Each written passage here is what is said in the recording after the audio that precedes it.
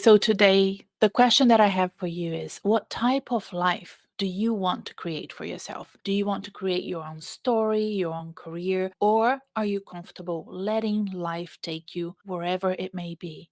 These are two opposite forces inside each one of us. Think of them as two levers. We all have them, and they are set from birth at different levels. And other factors as we grow start affecting those levers and influencing those levers. Let's say adding more oil so that it's easier for you to maneuver one of them, or rusting up the other one. Okay.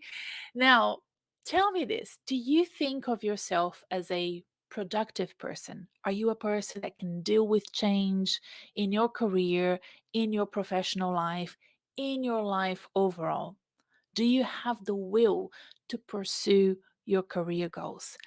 If these questions are of interest to you and you want to dig deeper, then you're going to enjoy this episode. Keep listening and let's go. Hi, I'm Renata Bernardi, and this is the Job Hunting Podcast, where I interview experts and professionals and discuss issues that are important for job hunters and those who are working to advance their careers. So make sure that you subscribe and follow, and let's dive right in. Ultimately, this chat is about what type of life you want to create for yourself. I want to create for myself. It's more than a career chat, it's more than a job hunting chat as well. It's a chat about. It's hard for me to keep talking about job hunting in isolation because the drivers behind it are so important for me in understanding my clients as a coach, as a career coach. So different clients will come to me with different career drivers, different needs and wants and passions. And I can usually differentiate between these two forces inside of us. So these two forces inside of us, one will pull you to be more reflexive, automatically accepting your fate. We hear this all the time in recruitment and selection and as job candidates and as coaches. Oh, it wasn't to be. It was not supposed to be, right? We hear that so much. That fate, it's probably for the best. If it didn't happen, it wasn't supposed to happen. This is this reflective, accepting your fate force that you have inside of you. The other one pushes you forward towards freedom, towards choice, towards taking risks, and makes you a little bit angry if you don't get the job, right? How come, this isn't right?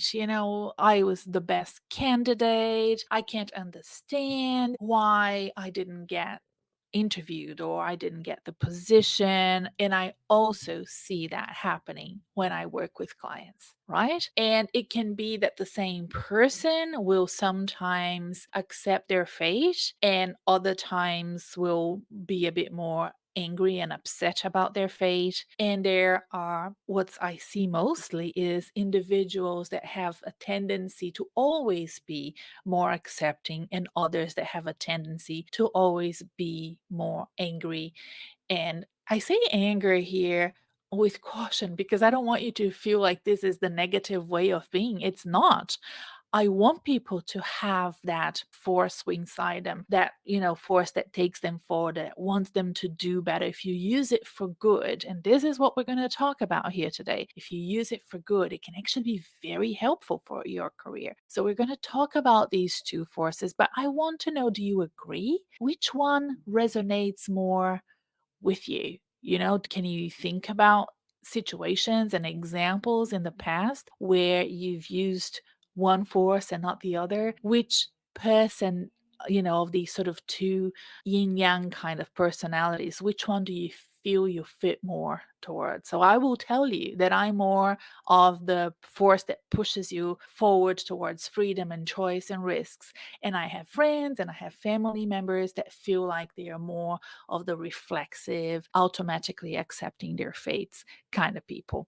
And we've had that discussion before, and it's the sort of chat that I like to have with people. So I would love to know what you think. And if you're following me on social media, send me a private message or comment in one of my posts. And I'd love to hear from you about this. If you subscribe to the newsletter, you can always reply back. I'm still small enough that I get your emails and read them when they come. So thank you for sending feedback to me because that really helps a lot. And these forces are about the choices we make. They really do influence choices we make and they influence motivation, right? So these forces, they drive you. Do you enjoy creating something new that doesn't exist?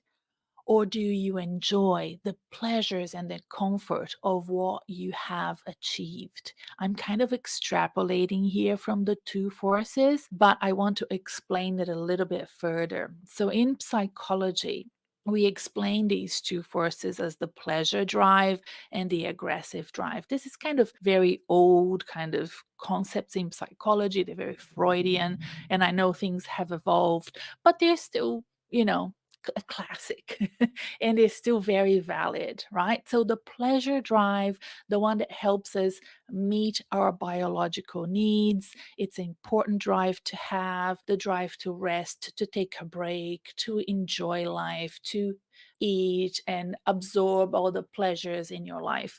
That is an important drive to have. The other one is the aggressive drive, and that's the one that helps us deal with danger, helps us take risks and evolve and grow in learning and developing and makes us want more for ourselves and others around us. These two drives are important drives. They're opposites of each other, but they coexist inside all of us. And it's important for you to kind of maybe from now on start thinking, what am I activating right now, sitting here watching this Netflix series? And what am I activating here, trying really hard to advance my career, putting effort into it? What is driving me to do this, right? It's definitely not the pleasure drive, I don't think. It's really about, you dealing with challenges and wanting more for you, understanding the risks that you're taking and advancing and developing and growing as a person and as a professional. So try to pay attention to those and see which ones you're tapping into, the pleasure drive or the aggressive drive. The other thing that I think is great as well is kind of understand when they are activated inside you in terms of your body clock and your weekly clock. I have here like an annual clock. It's much harder for me to work in winter than in summer. For some people, I know it's easier to work in winter than in summer, but for me, it's the opposite. I prefer to work in summer. I have tried to work in winter. It would make more sense because it's cold outside. I don't really enjoy being out in the cold. But I'm very lethargic in winter, and I've kind of understood that now. I read this beautiful book called Wintering. Let me just write it down. I've spoken about it before, but I will put it in the episode show notes for you. And it made me understand and be okay with being this sort of polar bear personality where I just want to stop working in winter. I can't complain in 2023. I'm recording this at the beginning of 2024. In 2023, I basically had no winter because I went to Europe during winter. I'm based in Melbourne. So I had summer and then, January, February, March, May, it started getting cold. June, I went to Europe and it was super hot. And then after that, after 5 weeks, I went to Brazil, which is my home country. You can tell I have an accent. And I was there for 4 weeks. And even though it's also winter in Brazil in July, August, it's never really cold. So it was warm. And I went for swims. I went to the beach and all of that. So I felt like really by the end of the year, I felt completely drained and really, really tired. And I think I did not give myself permission to do the wintering that I need to do to recharge my battery. So it's, this sort of endless summer, which so many people chase. I wonder if I can do it. I don't think I can because I'm so proactive and high energy during summer. I probably need a break. So, understanding that pleasure drive and the aggressive drive when they happen to you during the day, and giving yourself permission to tap into those drives and use them when they're easier to use. And other times, like for example, it would be very hard for me to work very early in the morning. I've wanted that for years, but I have my pleasure drive early in the morning. I need to meet my biological needs of going out, eating slowly, starting my day in a very, very sort of pleasurable way. I don't like this sort of stuff that I see online that I know suits a lot of people, of jumping out of bed with an alarm clock at 5 a.m. I think it's Mel Robbins that does that a lot. A lot of her videos. I find that excruciating. I couldn't do it. My neighbor, who's a lovely person, we're becoming good friends, and she's like, let's go for a swim at 6 a.m. I'm like, Sarah, I'm sorry, I can't do that. It's just, it's not in my body. I love to go for a swim, but can we do it a bit later in the day? I just need that pleasure in the beginning of the day. And then I become really aggressive and I can go on until late at night. About 8 p.m., I can still be. And that's when I slow down.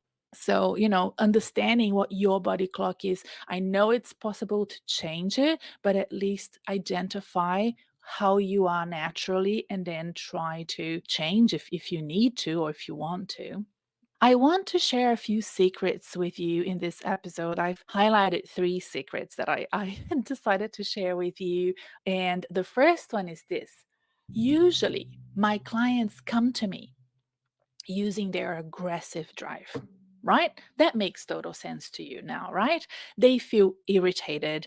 They feel they need to do something about it. They are reaching out to me is the result of an irritation, a response to something they are experiencing within themselves, dissatisfaction with where they are in their careers, or externally in how they have been treated by work or during the recruitment process if they've done that without me. It's not fair. I haven't been promoted. I haven't been given any chance, or I've been doing this recruitment process and it's not working. I don't know why. So that aggressive response creates something into being. It's what I was saying before. I'm using the word aggressive here and angry, but I don't want you to be put off by it because it's a creative force. It's a productive drive and it pulls you out of that gravitational pull of pleasure. That sort of, oh, but it's so comfortable here on my couch watching this series that never ends.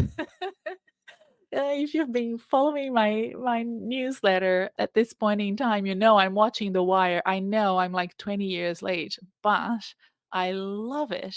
And the episodes are like an hour long. It's like really, really long. And oh, it's taking forever.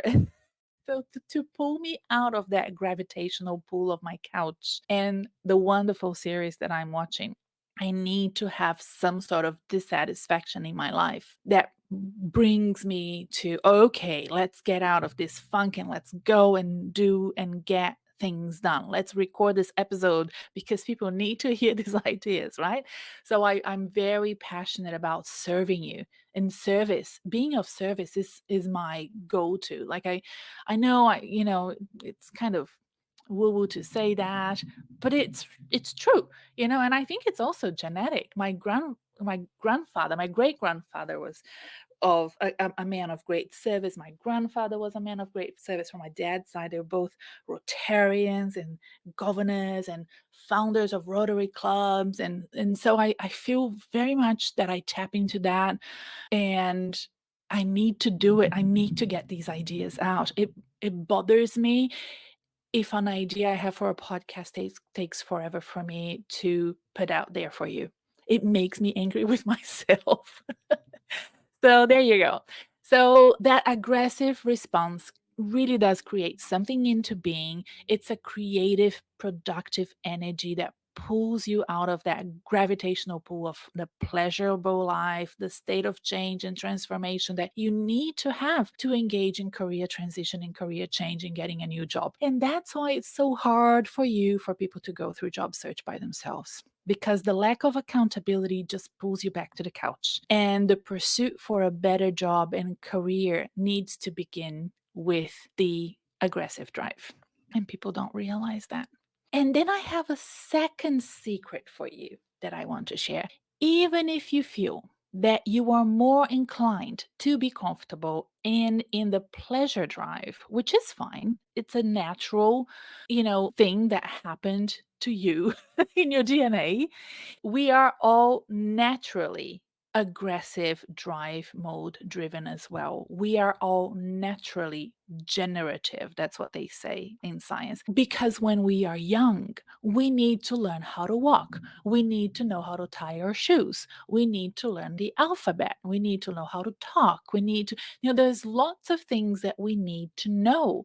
And that aggressive drive mode of falling down and trying again to walk, of writing something wrong and then correcting yourself and writing it better and becoming better at your calligraphy. I mean, that shows my age. I don't think people worry about calligraphy anymore. But just learning things. Like, I was just discussing this with my husband a few days ago. Remember trying to learn the hours using like a clock? I don't know how parents do it now because everything now is digitalized, but I remember finding it so hard and being so angry that I didn't understand how the clock worked, and I really wanted to understand.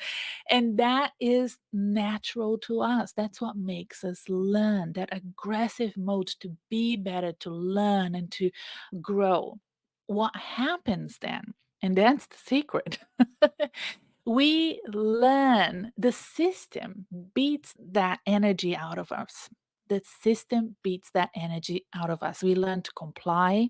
We learn to behave. We learn social orders and cultural rules and values. We become less motivated but by what we want to do intrinsically, and more motivated by what society and family and friends and government, through government policies, expect of us. They become our extrinsic motivation. We don't even notice this sort of switch because it happens so slowly throughout our childhood and teenage years and early adulthood. We don't notice them, but we are influenced by external factors and they become extrinsic motivations for us. So, for example, when I was little, I wanted to be an astronaut. I remember this so clearly.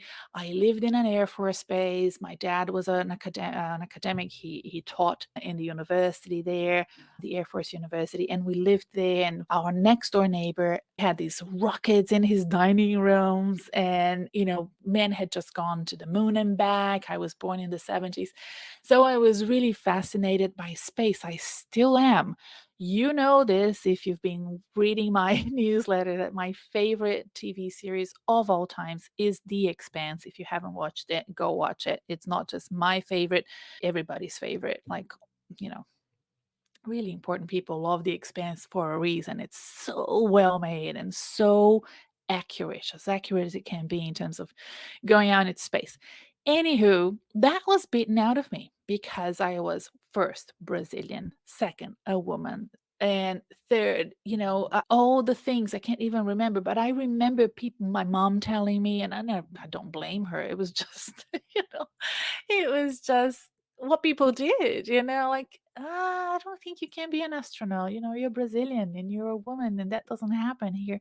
Like, I don't remember being incentivized to pursue my intrinsic motivation. I remember being incentivized to pursue extrinsic motivation, and I fought really hard against it for a long time. And I would say I was a bit of a rebel, but I accidentally did not notice the extrinsic motivation driving my career in the beginning. So I ended up doing 2 degrees that I did not finish. I dropped out and found a passion for travel accidentally and coincidentally. So, accidentally, because I traveled overseas with friends of mine that insisted I had to go with them. It wasn't even my sort of pursuit. They just, it wasn't an extrinsic motivation for sure.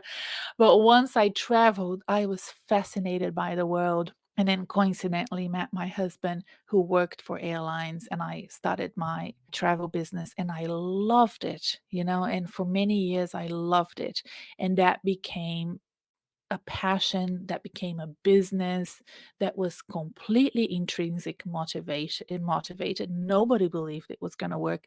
The business is still running. I sold it to my employees, but I moved on to other passions, right? So it's really interesting if you can think about what has driven your life and your career. Has it come from inside you? Has it come from outside? If it has come from outside, has it worked for you? Because many times it works for a long time, and then all of a sudden you have a crisis of faith in yourself, a crisis of interest. All of a sudden you find yourself unmotivated. But some people can go on forever because they have, maybe a career that was extrinsically motivated. So they were told to be an engineer or an accountant, but they had other loves in life. They love to go camping, they love to travel, or they have a hobby that, is intrinsically special to them. And the job then becomes a way of bootstrap the rest of their lives. And it's fine. And people do sort of manage those relationships between intrinsic and extrinsic motivation. But I want you to sort of consider those things that are happening, if they are happening in your life, and try to identify them, write them down, and analyze them. So, depending on your nature and your nurture, right, what you've learned, naturally, you might find that you will be more inclined to tap into that aggressive force. Okay. Some people find it easy. I find it easy. So I have to admit, but that is good for you because if you decide to work with me, I will make you accountable and I'll help you find your drive, right? So it's good for coaches to have that. Other people find it less so, but they can find a way around it, and other people find it really hard. And I have clients that have the drive. They are the easiest clients to deal with, I have to admit. I'll be frank with you. I have clients that once I give them the personal portfolio, which is my journaling system, and I give them the Job Hunting Made Simple framework, which is all of my clients get. Sometimes people get confused thinking it's just my group coaching. No, no, no. All of my clients get my framework. It's my framework to get you where you want to go, right? So I built that and I designed it. Once they get it, they are like a dog with a bone. They just go for it, and they use the sessions really to bounce back ideas and just to redirect. The sessions are that continuous improvement opportunity, and it's just perfect. It's just great, a great sweet spot.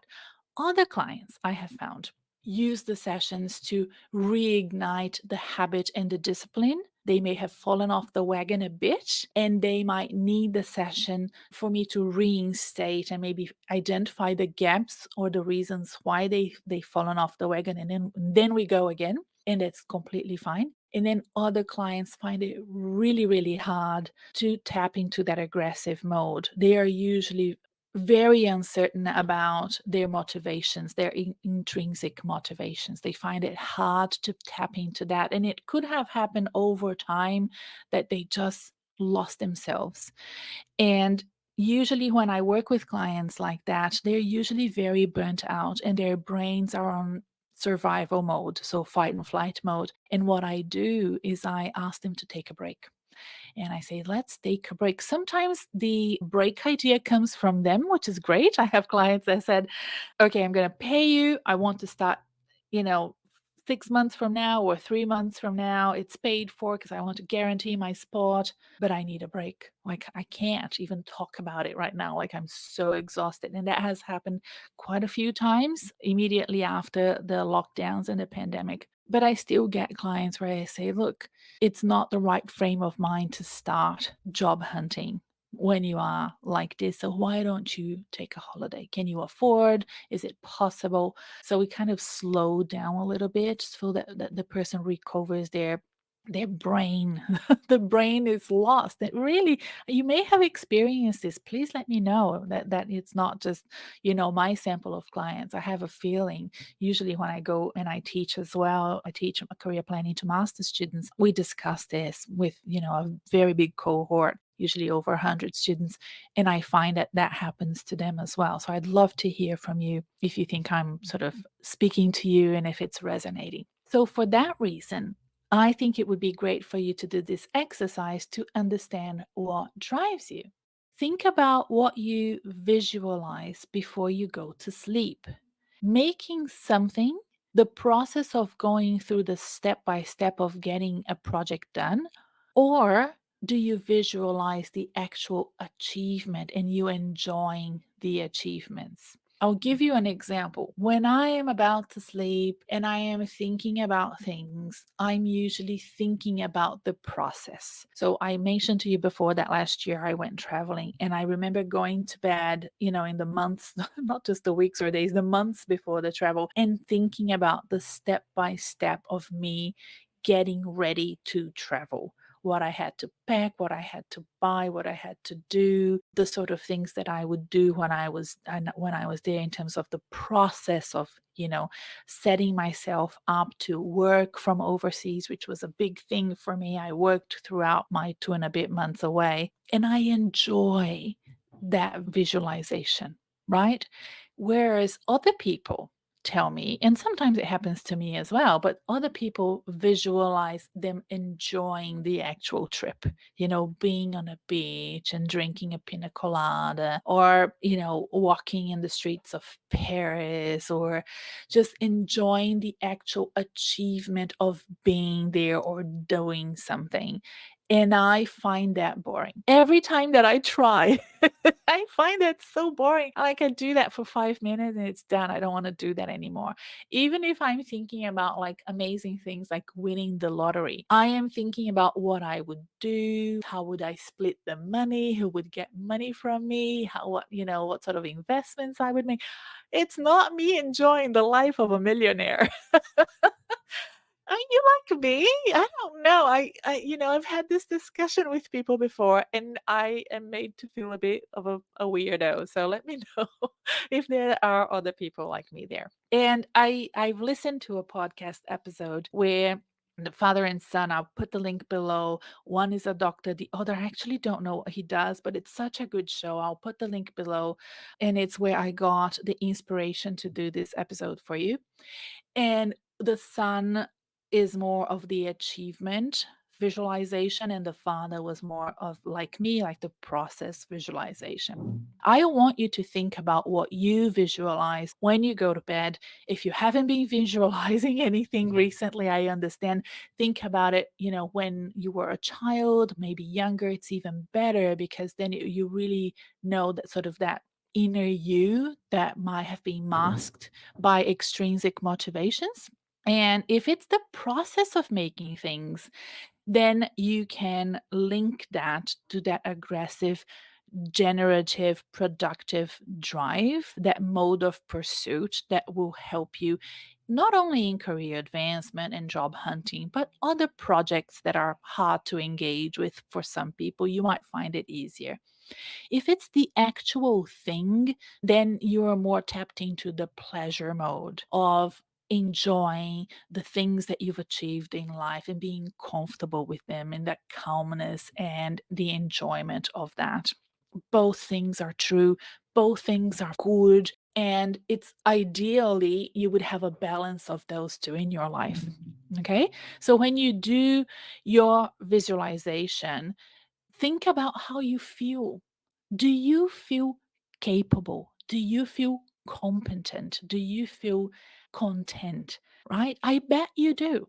Whatever it is that you're visualizing, when I am visualizing these projects of mine, the travel or things that I want to do, I'm very competent. I'm identifying all of the steps and I'm doing all of the things. And then life happens, and it's not as easy. But the more you visualize, the better the actual practical life things will become. So the fact that I visualized my trip so much, probably more than I should, to be honest, made the trip really smooth, because I had a lot of tools from those visualizations that enabled me to do what I wanted to do, which was to travel and work and know, the challenges, and sort of I had thought those things through. Okay. And if you are more in the pleasurable mode, you are going to enjoy the things that you're experiencing in that trip because you've enjoyed them before and then you will enjoy them again. I hope so. Let me know what you think. Now, here are the three things that will help you overcome potential bottlenecks that make it hard for you to advance in your career. Okay. And to create more aggressive, more productive, more creative energy to pursue your career dreams, it's important for us to address these three things that I'm going to talk to you about now. Number one, it's what I just said before, is the importance of feeling capable and competent.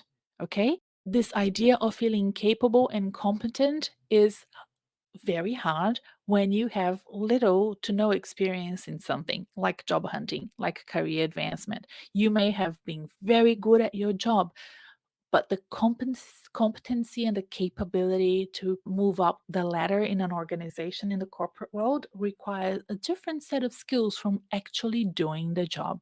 But feeling capable and competent is really important. Second is that feeling of being in control, having autonomy, and being able to choose what you want to do in life and pursue as a purpose. So, this is important because when you leave it all to fate, it's out of your control.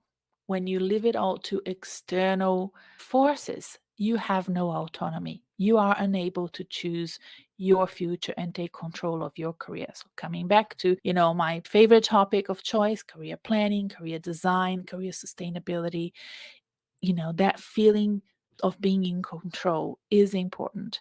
And third, having a connection with what you're doing. What I have found is that a lot of people have lost a connection of purpose, of value to what they do in life. I bet many of you can resonate with that.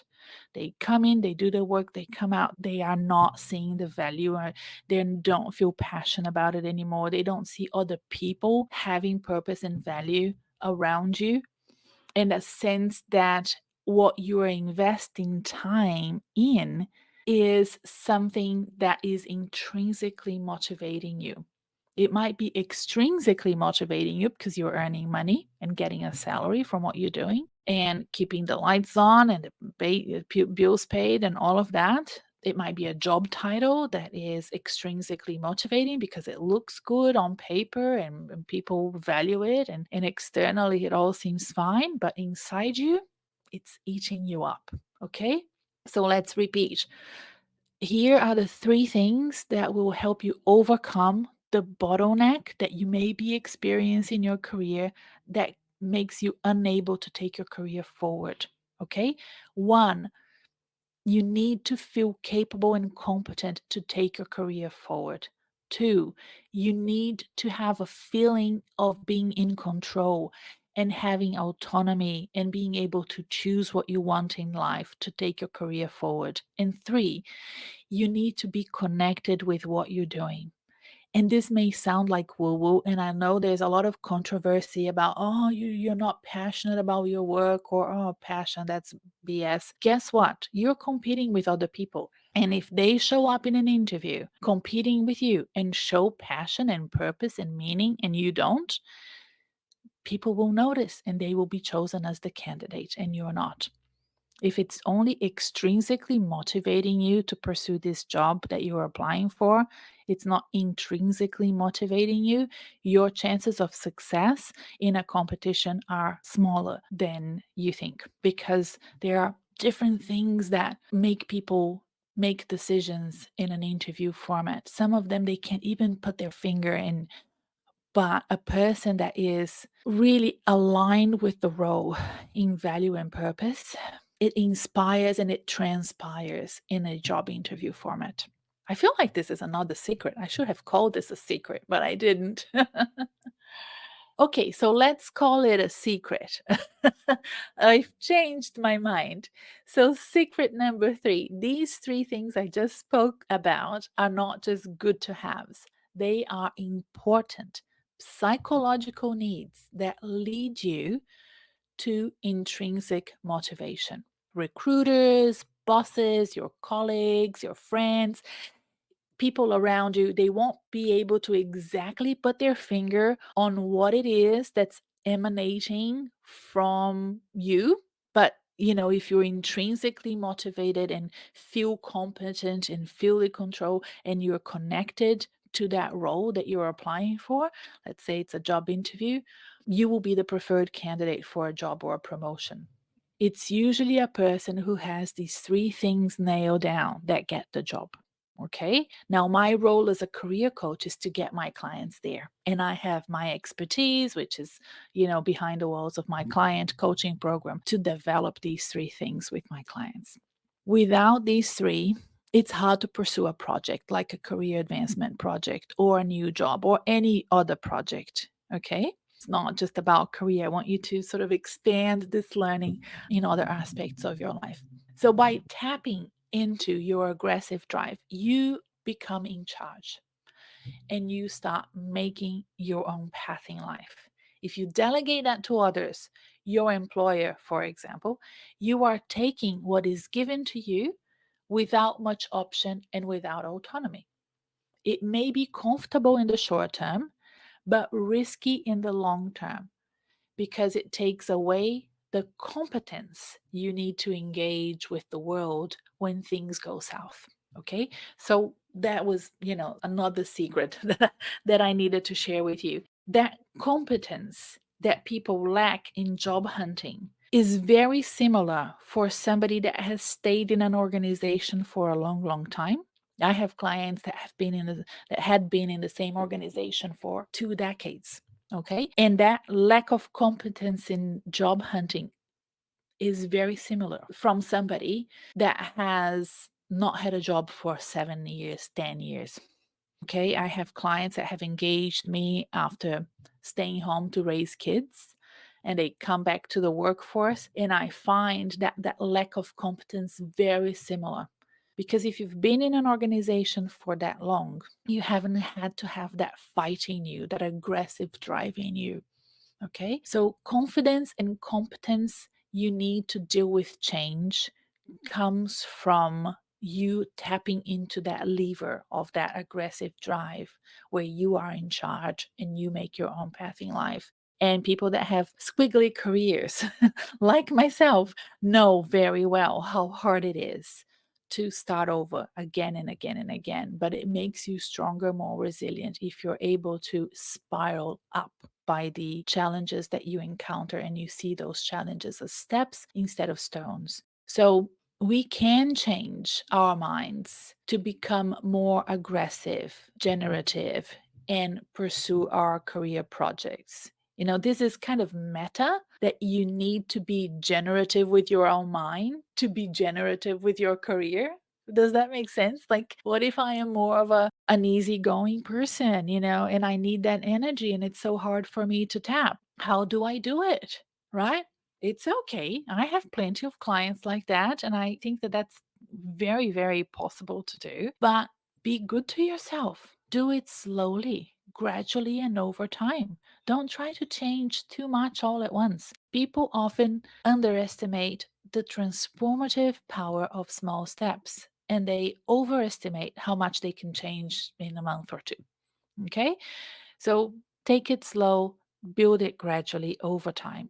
The second thing that you can do is you are productive in your mind. I bet you are. Everybody is. In your mind, you get shit done. You do things, when you're thinking about it.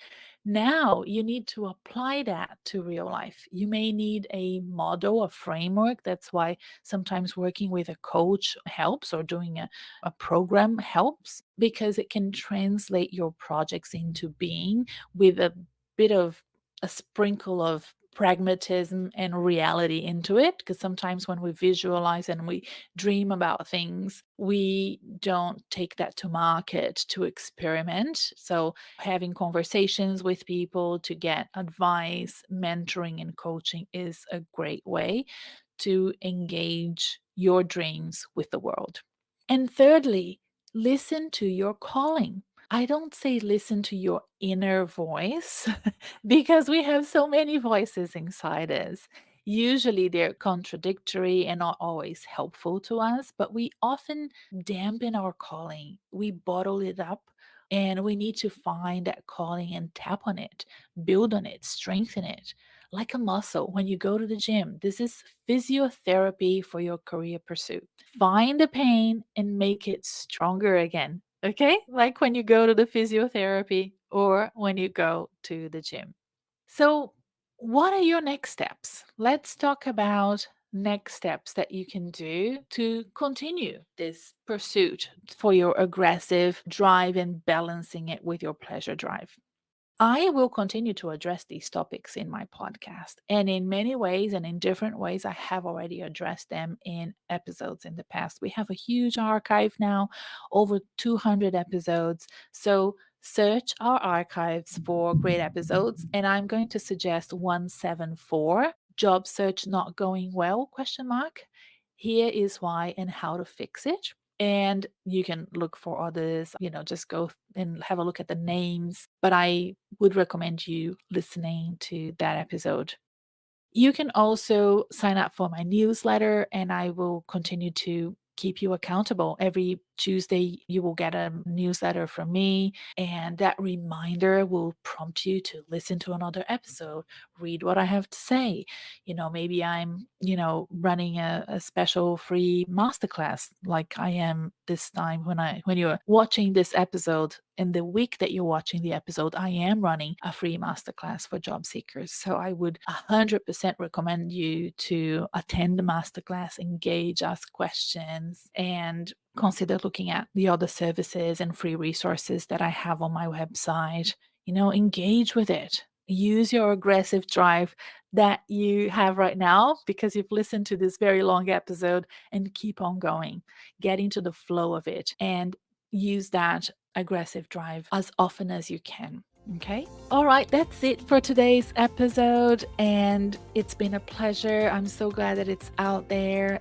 And I can't wait to see you again next time. Keep me posted on how things are going with you and sign up for the newsletter so that we can be in touch. Bye for now. And I will see you next time. Bye.